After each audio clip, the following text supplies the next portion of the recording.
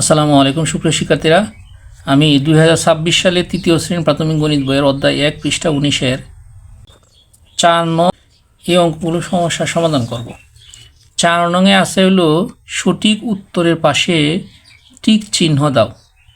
তাহলে আমরা 4-এর 1 নং অঙ্কের সমাধান করি।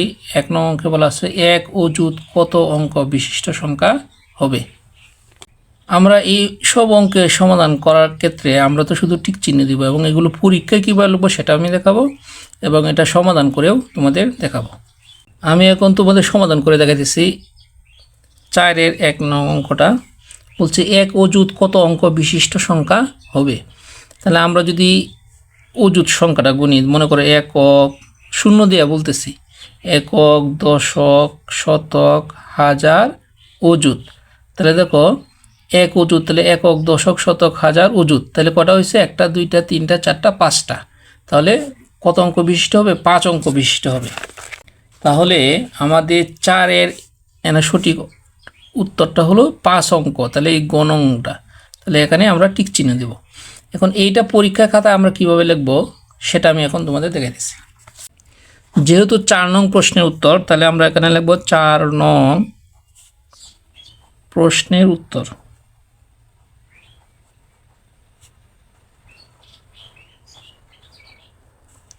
আমরা এভাবে একটা টান দিব। এখন কথা হচ্ছে 4-এর 1 নাম্বারটা 1 গোল চিহ্ন দিলাম। এখন সঠিক উত্তর হলো গ 5 অঙ্ক। তাহলে আমরা এই যে গ লেখার পরে এভাবে চিহ্ন দেওয়ার পরে লিখব 5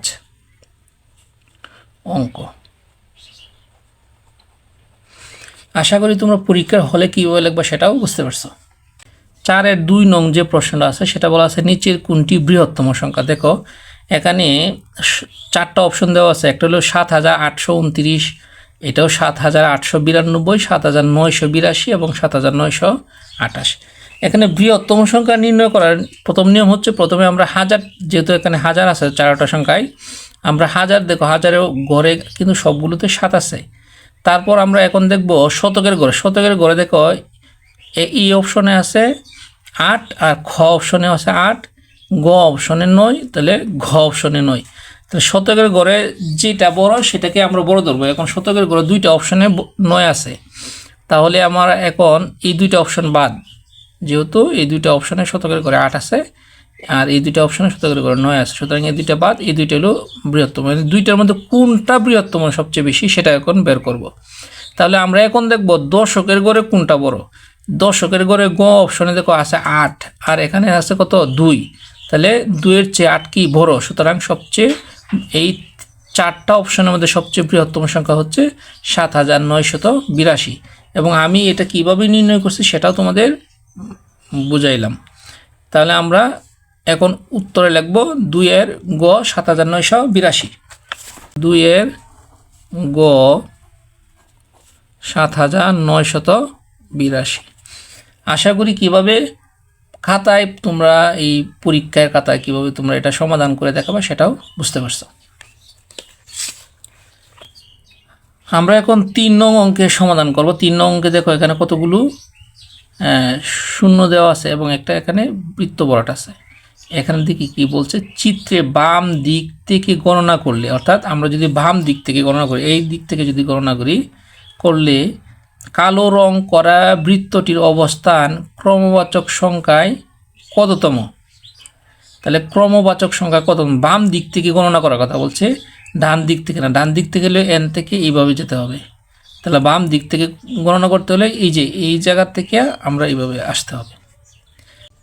আমরা যদি বাম দিক থেকে গণনা করি তাহলে বলছে ক্রমবাচক সংখ্যায়।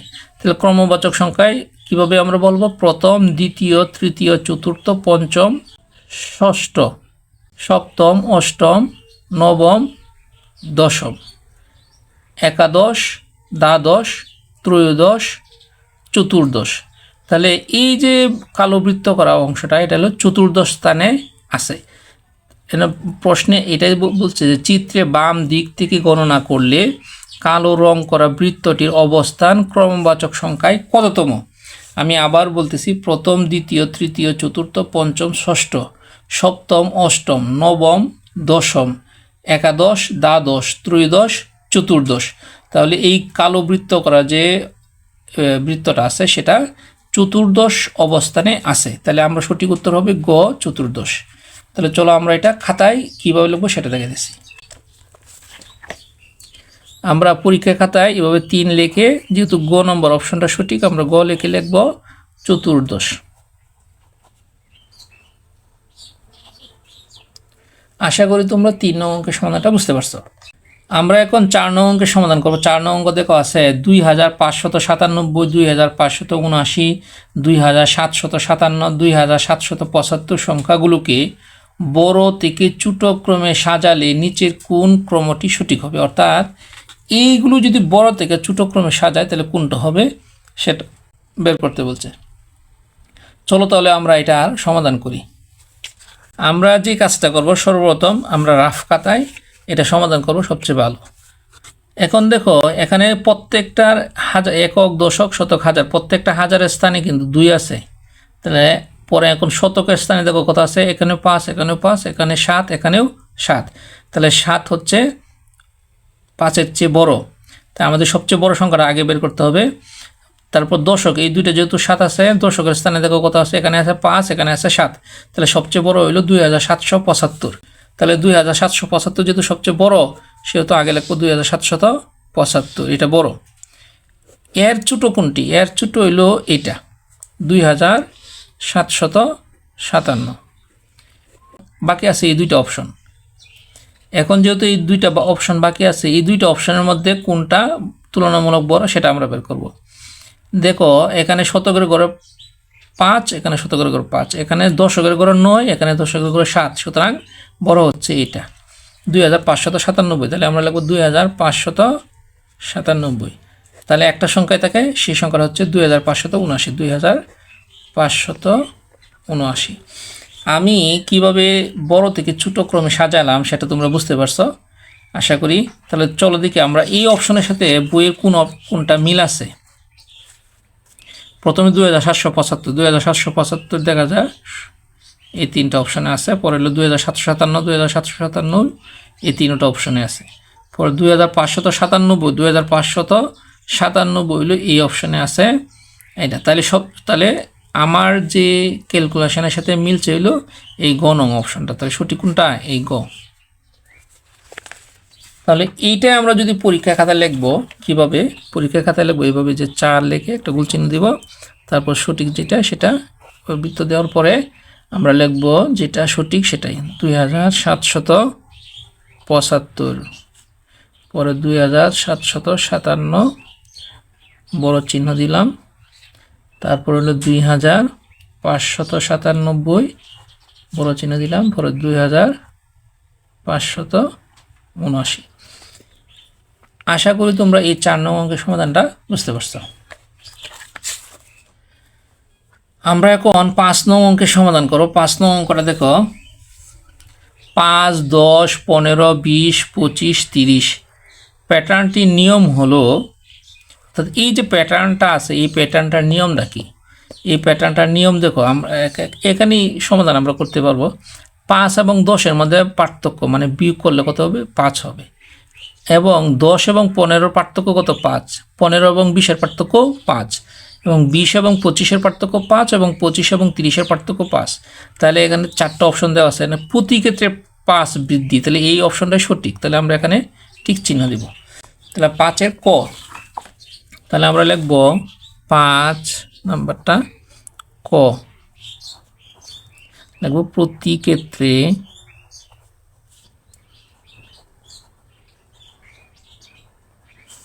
5 বৃদ্ধি।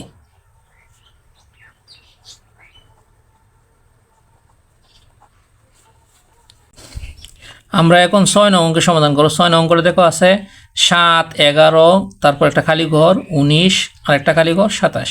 প্যাটার্নটির খালি ঘরের সংখ্যাগুলো কত হবে? অর্থাৎ এই দুইটা খালি ঘরে কত হবে?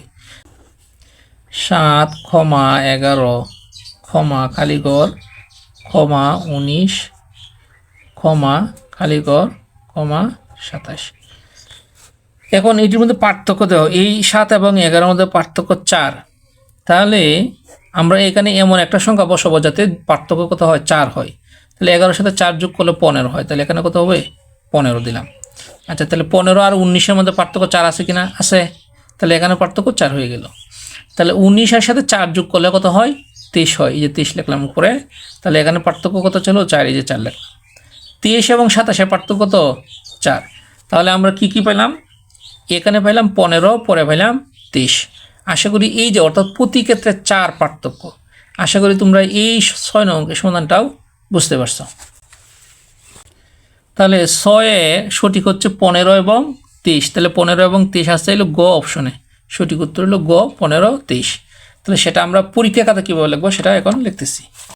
আমরা এবার 6 দিয়ে একটু গোল চিহ্ন দিব, তারপর গ অপশনটা সঠিক, তাহলে লিখবো 15,23।